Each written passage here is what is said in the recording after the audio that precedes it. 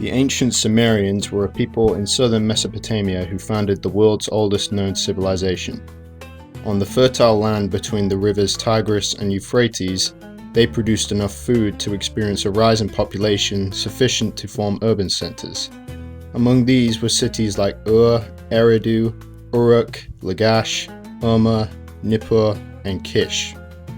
The Sumerians initially used copper as their primary metal for tools, but they discovered that smelting copper with tin produced a much stronger and more durable alloy, bronze, starting what we call the Bronze Age.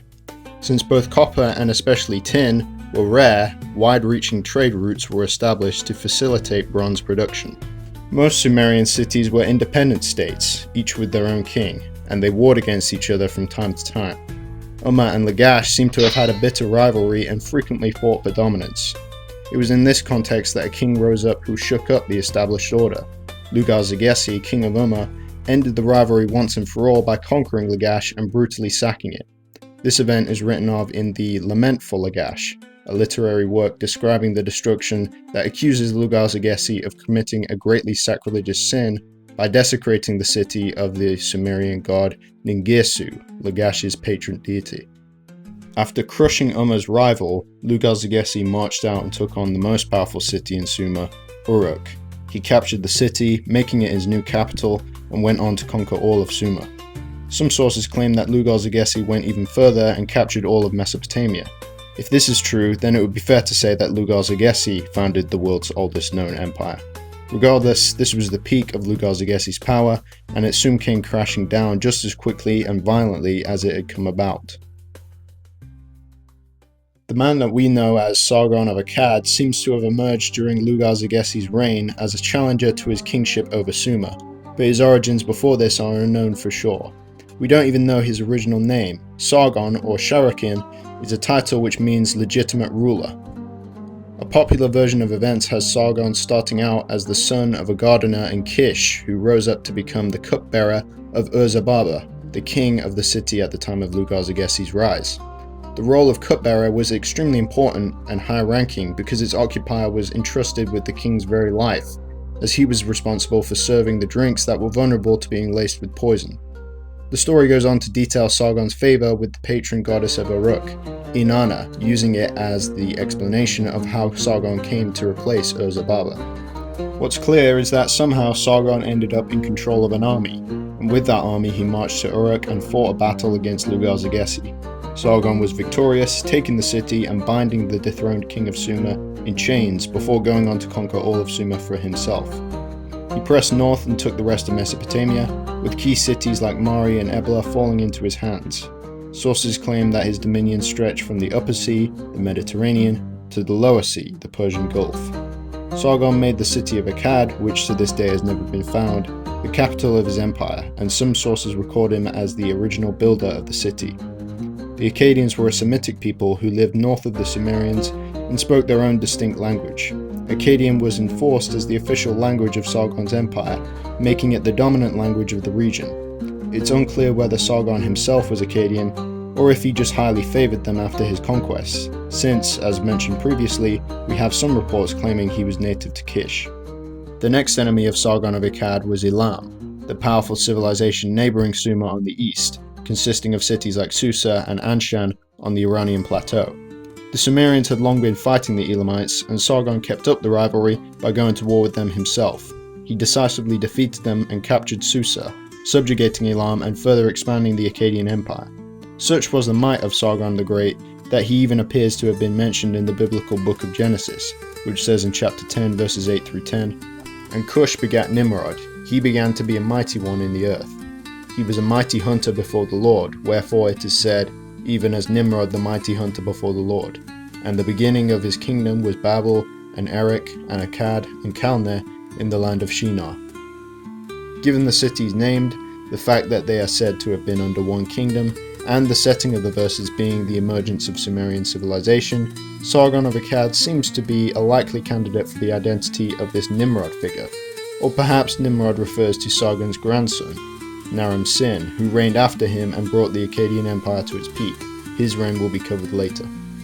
To govern the vast territory, Sargon set up a network of local rulers who were Akkadian and expected to be loyal to him. He also bolstered his influence by appointing his daughter, Enheduanna, as the high priestess to the Sumerian moon god Nana, which was the patron god of Ur. Furthermore, he built infrastructure to better connect the lands of the kingdom. However, he still faced revolts against his authority, and there appears to have been a severe flare-up near the end of his reign. Sargon faced an uprising from across the empire, and the rebels attempted to besiege him in Akkad, but he defeated them and crushed the revolt, keeping the Akkadian Empire alive all the way to his death. He was succeeded by his son Rimush, thus securing the Sargonid dynasty. As often happens when a strong leader dies, revolts broke out to challenge the successor.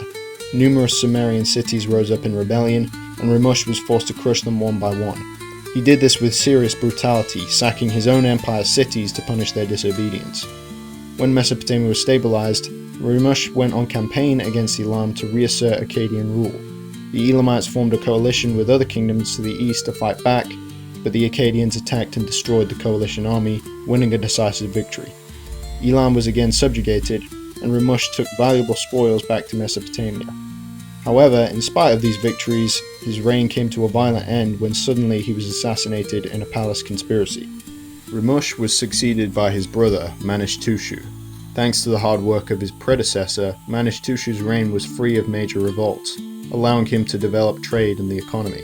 He turned his eyes to the lower sea, or Persian Gulf, and decided to embark on a naval expedition to the other end of it. There he defeated a coalition of opposing kings and conquered their lands, taking a good chunk of the southeast of the Arabian Peninsula. As a result, the Akkadians secured Indian Ocean trade routes and gained control of valuable mines. Having set up the empire in a good position for his son, Naram-Sin, Manishtushu himself was assassinated like his brother had been. Naram-Sin's rule was challenged early on by widespread revolts. The rebels formed one army in the south and another further north, so Naram-Sin acted fast to prevent them from joining forces, overwhelming one and then destroying the other. With his internal enemies eliminated, Naram-Sin conducted numerous campaigns on the empire's fringes. He marched north to secure Akkadian territory and penetrated deep into Anatolia, defeating the tribes there. He took on the nomadic hill tribes of the Zagros Mountains too. Winning victories there, though stirring up those tribes may have contributed to Akkad's downfall later down the line. Naram-Sin also put down a rebellion in the Persian Gulf territory won by his father, keeping the important trade routes in Akkadian hands. These campaigns brought the Akkadian Empire to the summit of its power, and Naram-Sin arrogantly declared himself a living god and took on the title King of the Four Corners, essentially claiming world domination.